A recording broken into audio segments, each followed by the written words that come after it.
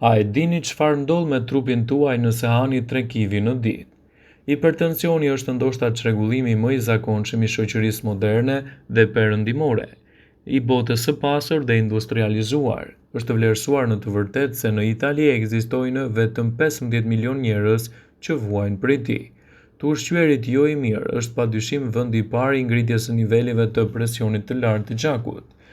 Shumë yndyrë, shumë sheqer, shumë alkool, mish i kuq, pak perime dhe pak stërvitje janë gabimet që bëheni që ndikojnë në drejt përse drejti në problemet tuaja të hipertensionit.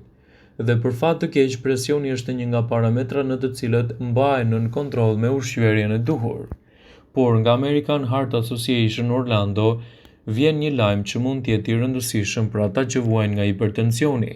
Me 3 kivi në ditë duket se do të jeni në gjendje të ulni natyrshëm nivelin e presionit të gjakut. Eksperimenti që çoi në këtë lajm u zhvillua në Norvegji, në Spitalin Universitar Met Svetsen në Oslo. Nga disa ulëntues të cilët me ndihmën e 118 vullnetarëve arritën në këto rezultate.